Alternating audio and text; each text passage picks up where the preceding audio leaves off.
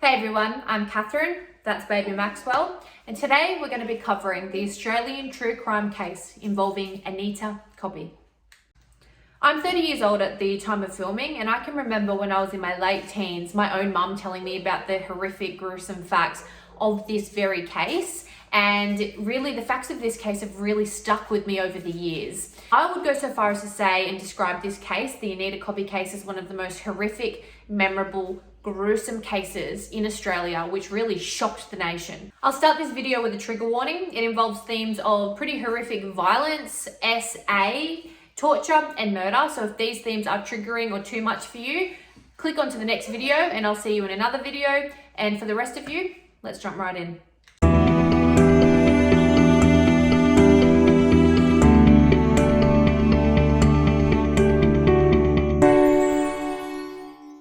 Anita Lorraine Lynch was 26 years old at the time of her death. She and her family were from Blacktown, which is a small suburb near Sydney, Australia. So if you're a returning subscriber, you might know that myself, I'm from a suburb or a little city, which is just north of Sydney. So you can imagine we're pretty close. We're about 2 hours from Sydney. And when the news of this case came about, everyone in my hometown was obsessed and really invested in helping find Anita's killers. Anita had one sibling growing up and her name was Catherine. Apparently Anita and Catherine were very close siblings, and this was the case when they were younger and it carried on throughout adulthood. Anita's family and friends describe how well put together she was. She always had really nice makeup, really nice outfit, her hair was always styled, and she was just really, really beautiful. One of the best characteristics of Anita, as described by her friends, was her ability to listen. So apparently she was just a fantastic listener and always made them feel like she was hanging on the edge of her seat to hear what they had to say next. Anita's family described her as extremely warm and kind-hearted. Apparently Anita was so beautiful that she had been approached about a modeling career before, but Anita didn't want to be a model. She had her heart set on something else. Anita's mother, Grace, was a nurse, and Anita always admired and aspired to be like her mother, and so Anita really wanted to continue down the same path, and she studied nursing, and eventually she became a nurse.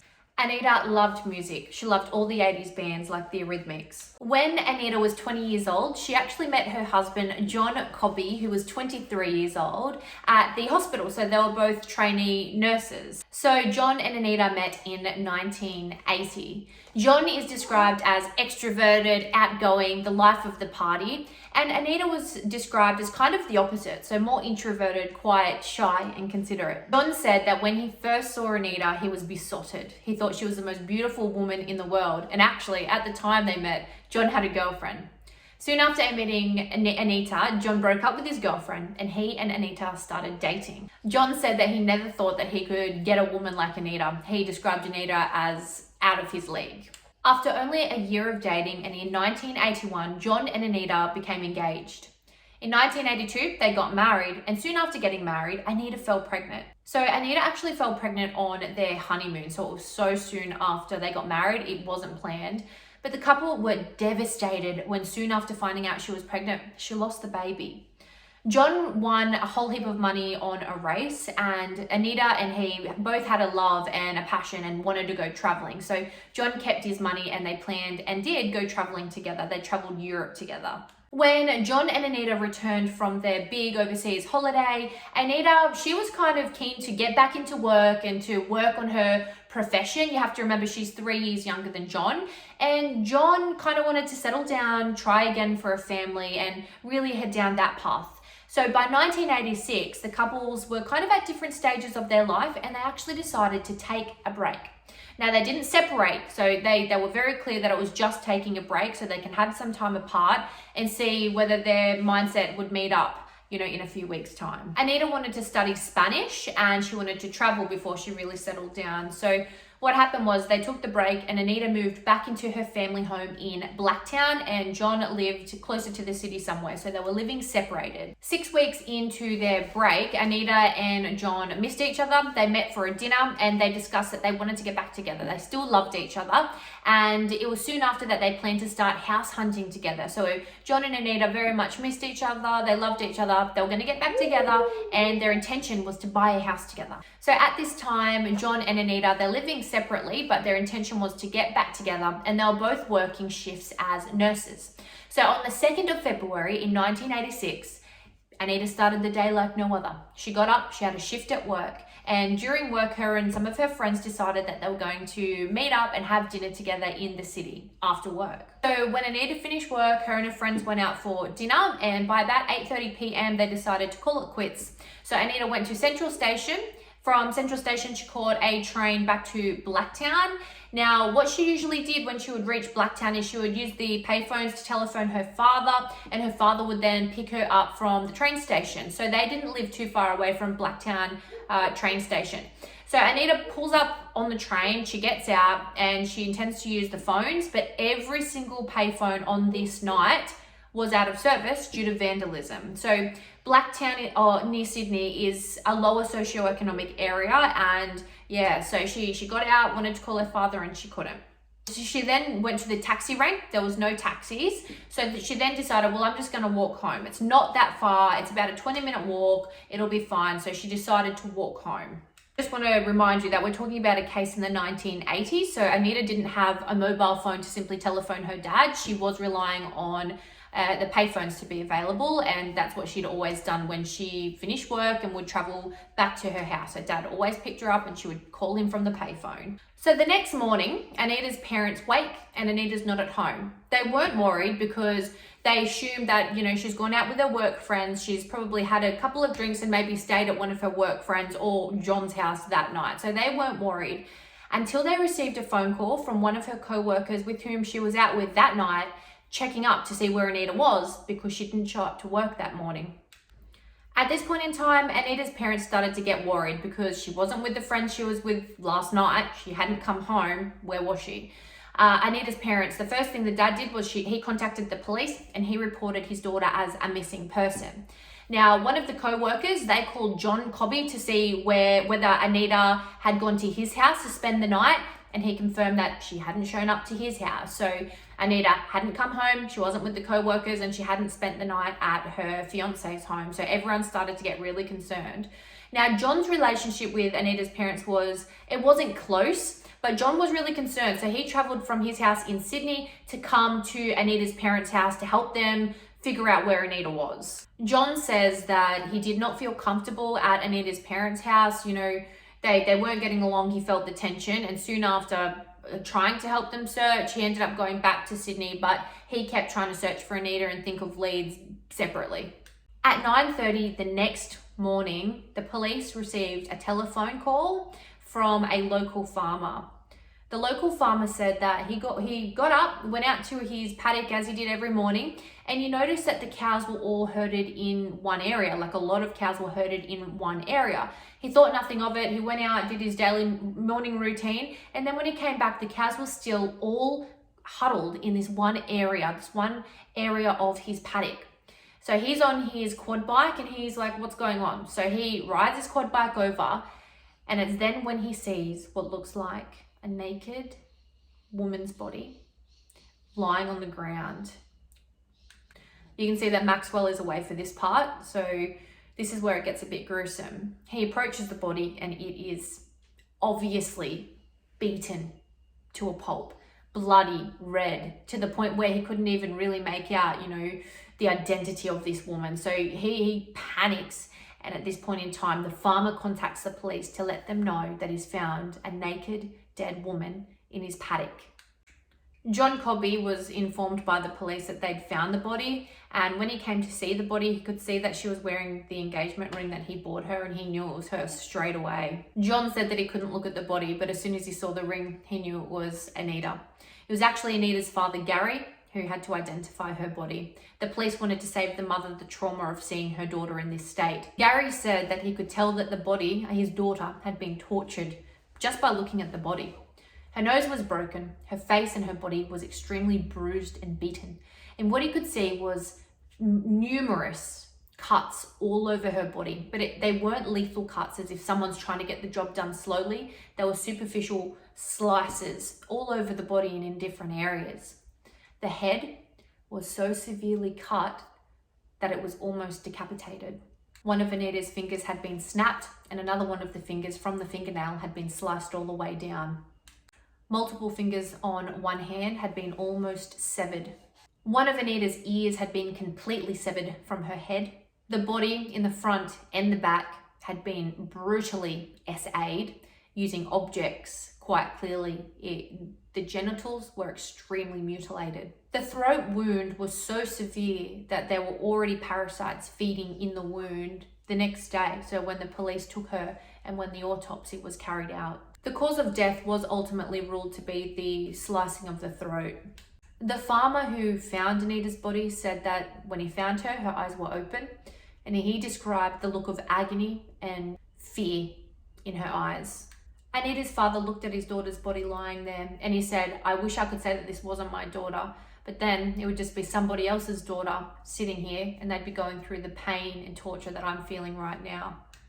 The police were really anxious, and they knew that they had to find whoever did this as soon as possible because they could do this to someone else again. The police went back to speak to the farmer regarding what he heard, what he saw that night, and the farmer said that he didn't see anything, but he did hear screaming. He did hear a female screaming, but he didn't think too much of it because apparently a lot of teens came to his field, so he owned rural property, and a lot of teens often came to his property and they'd drink alcohol and have bonfires, so he just thought it was people, the teenagers carrying on in his field, so he didn't do anything, but he definitely heard the female scream. The police also asked other neighbours whether they heard or saw anything, and they too said that they heard the screaming, but they didn't see anything. From this, the police knew that whoever did this brought Anita to the field when she was alive. The police searched the field and all around the field to see if they could find any weapons, and there were no weapons. So the police then moved to speak with Anita's friends and family, and it's at that point in time that they realised and they were told that John and Anita had gone on a break or separated, and so the police then shifted their focus to John Cobby. Anita's family and friends said that John was somewhat obsessed with Anita, and when they asked John what he was doing on the night of the murder, he said he was home alone by himself, so he didn't really have an ironclad alibi. Anita's phone records show that John would call her several times a day, and sometimes if she wouldn't answer, he'd repeatedly call her until she did answer. And so the police were at this point in time kind of thinking it might have been John, and that he wanted to get back together, Anita didn't, and this might have been his response. So that was kind of the thinking of the police at this point in time. The police obviously brought John in for questioning, and they kept repeatedly saying to John, "You did it, you did it, you did it." And they kind of used the interrogation tactic of almost bullying them into confessing. So John said that, repeatedly, he got hungry. He was there for hours and hours, and they were repeatedly asking him a line of questions, and then they'd finish up the questioning by saying, "We know you did it, just admit it." And he said that after hours and hours, he's tired, he's distressed, he's emotional, he's just lost the love of his life. He also says that the police got physical with him. They smacked him up against the wall. They were very brutal with John during the questioning because they were quite certain that it was him at this point in time. So John eventually gave a confession to the police, and he told them that, "Well, I must have done it. So after hours and hours of being brutally, attacked by the police, interrogated, and told that we know you did it, John admitted. He said, "I must have done it." It was after John's interrogation that the police went back to the autopsy report and they took a closer look because they had the confession in the bag. All they needed now was to link the confession to the autopsy, what John did, what he said happened. So they needed to link these two pieces of evidence. Now, upon further investigation into the autopsy, it became very, very clear that more than one person had to have committed the murder. And so the police knew it wasn't John. So Anita's family held a funeral for Anita, and apparently John showed up. He started drinking really heavily after Anita's death to deal with the trauma and what was going on. Apparently John showed up absolutely off his face, and when they were taking Anita's body away, he was screaming, crying, causing a humongous scene. John actually had to be removed from the funeral home because of how outrageous his behavior was. Years later, John came forward and admitted that he took heroin and alcohol to deal with the depression he was feeling in response to losing Anita. John was cleared as a suspect, and so the police's next job was to find out, well, who actually committed this heinous offence. So they started talking to people that lived close to the area and close to the train station. Now, they spoke to one of the houses which were pretty close to the train station. So it was a boy and his mother that were home on the night of the offence. Now, it was the young boy that provided the police with a significant lead. So it was actually a teenage boy, and the teenage boy said that at approximately 9:40 p.m. on the night of the offence, he heard loud screaming, a woman's loud screaming, and him and his mum looked at each other like, what is going on outside? He ran outside to his garden, and then he could see a car that swerved into the street, so came into his street, and again, he could still hear the screaming. He then saw a car full of males drive past, and he says that there was a guy noticeably sitting on something. It was really high in the car. He noticed that it looked like he was sitting on something high, and as the car drove past, the guy that was sitting on the whatever it was made eye contact with him as he drove forward. They then drove under a street light, and he notably made full-on eye contact with this guy, one of the guys that was in the back seat. So this is what he saw. He basically heard the scream, ran out to the garden, saw a bunch of men in this car, and he made eye contact with one of the males that were in the back seat as the car then drove out of the street. The teenage boy was really concerned that there was a woman that they just dragged into the car because they just heard a woman screaming. So as that sus car was driving out of the street, his neighbor actually just came home. So he ran over to his neighbor's car and said, I think they've just taken a woman. We need to follow them. Let's get in the car. We need to follow them now. So he gets in his neighbor's car, and he and his neighbor start following the car of boys. Now, they're following them around the streets and they lose them, but they keep searching and they keep driving around in the area, and eventually they get to the field. So they saw the car that had the boys in it parked on the side of the road near the field, and the boy got a torch and he got out of the car. He couldn't hear any noise. There was no noise, and he was shining his torch into the field to see if he could see anything. Now, he couldn't see or hear a thing. There was just the empty car sitting there. So, he was concerned, but he got back in the car, told the neighbor, I can't see or hear anything. And he told the police. So he called the police and reported what he'd seen and heard to the police, and then went home and went back to bed. So the police continued to interview neighbors from the same street, and two other people in the neighborhood came forward, and they said that they saw the exact same car, but they also seen the group of men, grab a dark-haired woman and push her into the back seat of the car. So at this point in time, the police know the night of the event. They know approximately what time Anita was abducted by the group of men, and they know that the men traveled in that car to the field, so to a street nearby that field. What happened next was someone leaked the autopsy results. So at this point in time, everything was kept confidential. They didn't want the public to know all of the details because that can hinder the investigation. If the suspects catch wind, they can flee, or there are a range of things that can happen, and there are a range of reasons why the police keep the details of the investigation quiet.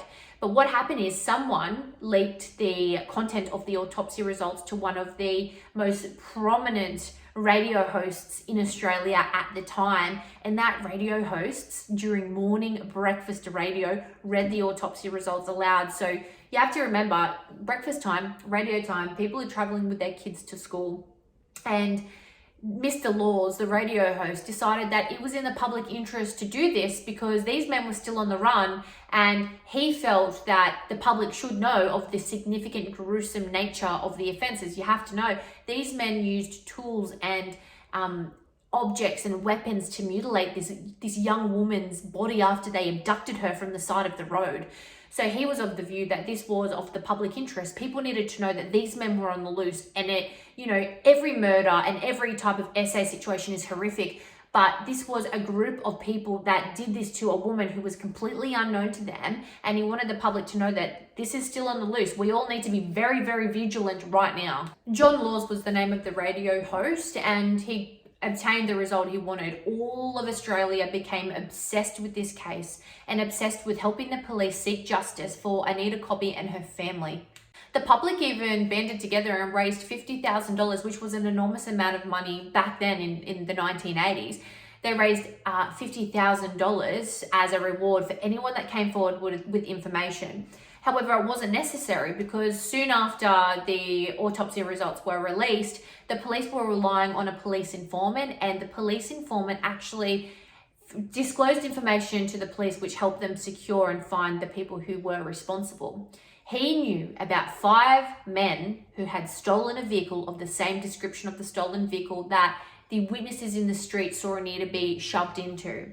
So the 5 men were then identified by this police informant to the police, and that gave the police the most crucial lead in this case. So the names of the 5 men who stole the motor vehicle were John Travers, Michael Murdoch, Leslie Murphy. So there are actually 3 Murphy brothers. It was Leslie Murphy, Gary Murphy, and Mick Murphy. So these are the 5 guys who stole the vehicle and were the prime suspects of the people who murdered Anita. Pretty interesting that the police actually note that they received an anonymous tip from someone who didn't want to disclose their name, an anonymous tip already saying that they suspected that John Travers was involved in this. And this is before the 5 men were identified.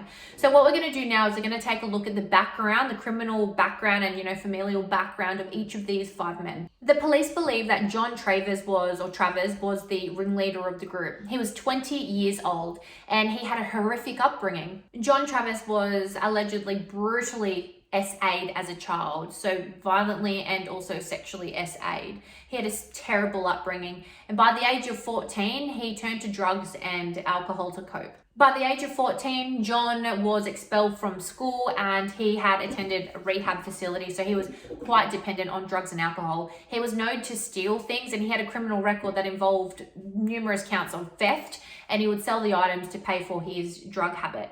Now, John has a pretty bad past. He also had charges and offences of other SA matters and also of bestiality. So there's a report that he anally R-worded a sheep. Allegedly, he R-worded the sheep. He then ejaculated into the wounds where he had brutally cut the sheep, and he ejaculated into those wounds before slitting its throat. At the time of Anita's murder, he had also been suggested as a suspect in another case, and it had very similar circumstances. So he was suspected to have grabbed a woman off the side of the road, taken her in the car and SA'd her, and he was being investigated for that offence at the same time as this murder. When the police spoke to John Travers referred to Anita as that SLU. And this actually led the police to raise their suspicion of him, because why would you refer to someone you don't know in that way? So they were thinking maybe it's because he and all of his friends had done that to her, and he is showing this utter disrespect for women, and particularly for Anita. So him calling her an SLU actually kind of helped the police seal his fate, because it raised their suspicion. You don't refer to women you don't know like that. Michael Murdoch was the youngest of the group. He was 18 years old at the time of the murder. He was childhood friends with Travers, so they grew up together, and his upbringing was almost identical. They were both really poor. They both endured significant as children, violent as children, and he also turned to drugs and alcohol at a young age. Now, he didn't have any violent offences or crimes on his record, but he had numerous theft and petty crimes on his record. So let's take a look at the Murphy brothers. So Leslie Murphy was 22 years of age at the time of the murder. He was the youngest of the Murphy brothers. He didn't have any violent offences on his record at the time of the murder, but again, similar to Murdoch, he had a range of petty theft and petty types of crimes on his record. Mick Murphy, he was 32 years of age at the time of the murder. So again, he didn't have any violent crimes on his record. He had a range of petty theft and petty crimes on his record at the time of the murder. And then Gary Murphy, he was only 28 at the time of the murder. Gary had a significant hearing impairment, and he had a similar upbringing to the rest of them. So poor, turning to drugs and alcohol at a young age, and committing a range of petty theft types of crimes, but he also didn't have a violent record. The only one who had a pretty serious criminal record was John Travers. So the police interviewed John Travers first, and again, he was denying any involvement in the Anita Cobby murder. However, the police were really suspect of him because of him referring to her as an SL. So During the police interrogation, John said to the police, look, can I contact my auntie? He'd been there for hours of questioning. He said, can I contact my auntie? I want her to bring me some cigarettes.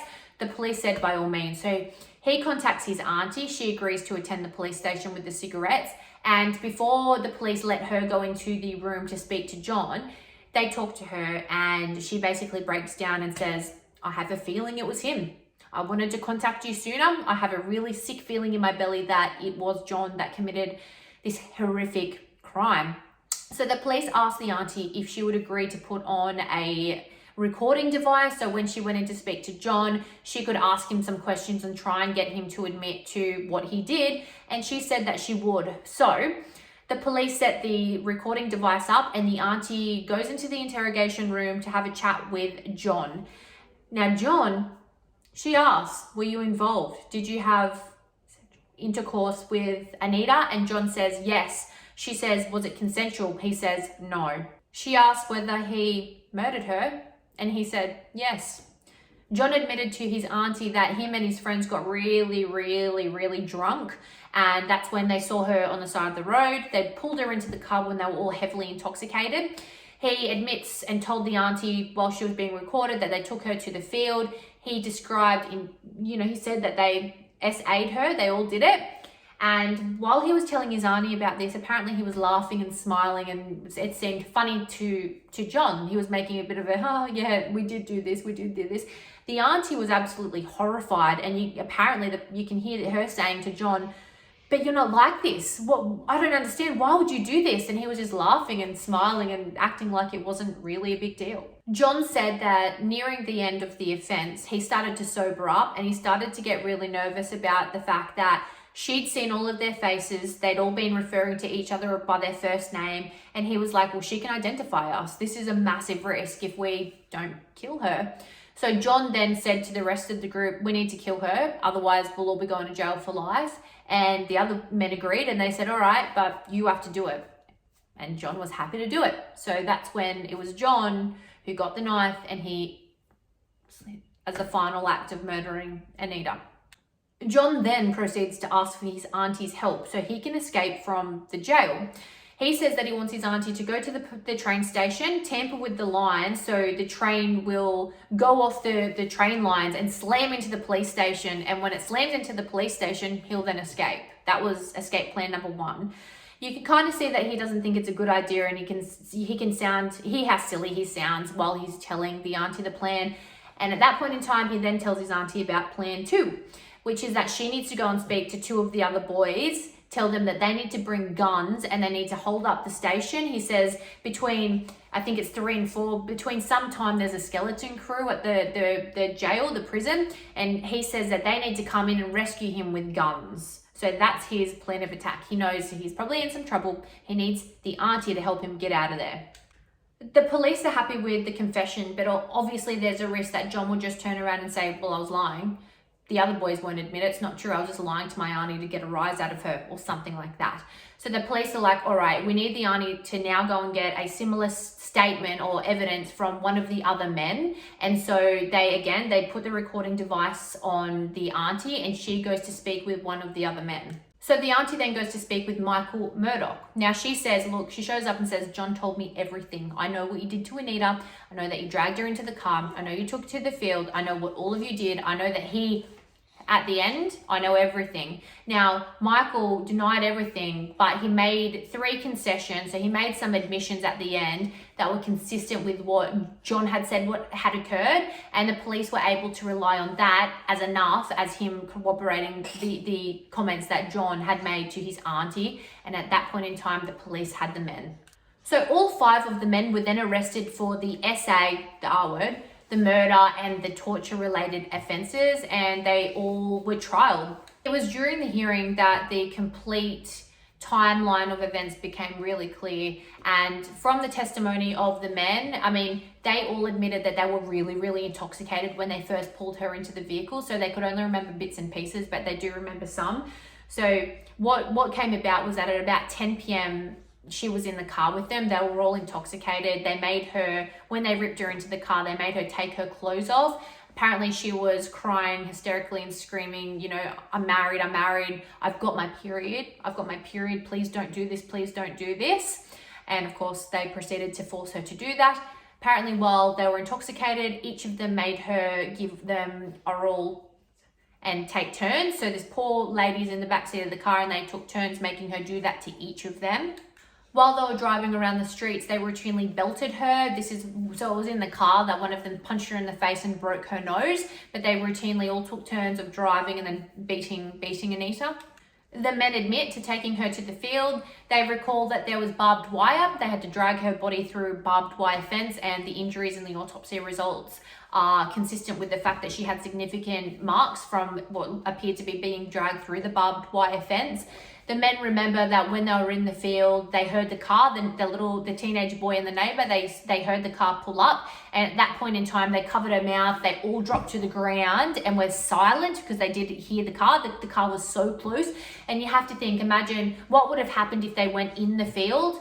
I believe that the men probably would have killed them as well. So, you know, it's probably a good thing that they didn't go into the field, because you have 5 full, drunk, intoxicated, dangerous men, and then you have the teenage boy and his neighbor. So, but that's their evidence. They do remember him showing up.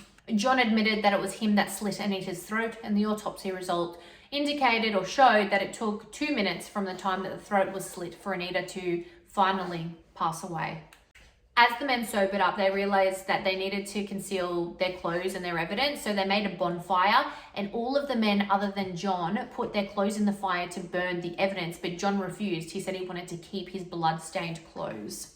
At the time of the hearing, the Australian public went absolutely wild. I mean, we didn't have the death penalty, but people were petitioning to bring it back just for these men. Like the public were absolutely obsessed and horrified with what had happened to Anita, and everyone banded together and just wanted to see justice done for this family and for Anita. Anita's family eventually came forward, and the parents said that they don't hold into any anger. I mean, they said that holding on to anger wouldn't do anything other than torture them further. So they explained that they'd released their anger associated with what happened with their daughter. Anita's mother, Grace, was careful to clarify that this didn't mean that she forgave the men. It just meant that she didn't want to hold on to the anger associated with what they did to her daughter for the rest of her life. Years and years after Anita's death, John finally repartnered and he ended up having children, and he was so traumatized by people saying, oh, you're John Cobby, like associating his name with this infamous case in Australia, that he actually ended up changing his name from John Cobby to John Francis, and his children had the same name. It was actually not until he was, you know, a more mature adult, his children were adults, that he actually decided to stop running. He said that he felt like he was running from his history and he wanted to face the trauma. And he and one of his sons actually changed their surname back to Cobby. In 1996, John Travis and another one of the prisoners, they wanted to escape from jail, so they pretended that they were really, really sick so that they'd be transported from jail to the hospital. Apparently when they were in the vehicle being transported, they had made or stolen a hacksaw, and they tried to cut through the back of the car, and the people that were driving the car could hear and see what they were doing, so they pulled over, took the object off them, and he actually was resentenced and got an even longer sentence in response to his attempt to escape. The Australian public despised these 5 men, and it's not surprising that Mick Murphy, so when he was in prison, a bunch of the prisoners actually cornered him. They knew what he did and what he did to that woman's body, Anita's body, so they did a similar thing to him. They got a pole, they shoved it up his anus, they got barbed wire, shoved the barbed wire down the pole so it went into his anus, and then they removed the pole and then ripped out the barbed wire, causing obviously the wire to rip apart his anal cavity. As I said, all 5 men were extremely hated, and they all received, you know, frequent beatings from the other prisoners, and their medical records reflect this. In 2019, Mick Murphy actually died in prison with terminal cancer. That's it for this case. So what do you think about the 5 men that are in jail? So because they were so hated, they were often kept segregated and in protection in jail. Do you think that they deserve that? Or do you think that they should just stay with the rest of the prisoners, and if they get belted or beaten, then that's it? You know, you committed the offense, you committed the crime. Unfortunately, that's a consequence of your actions. What do you think? Let me know in the comment section below.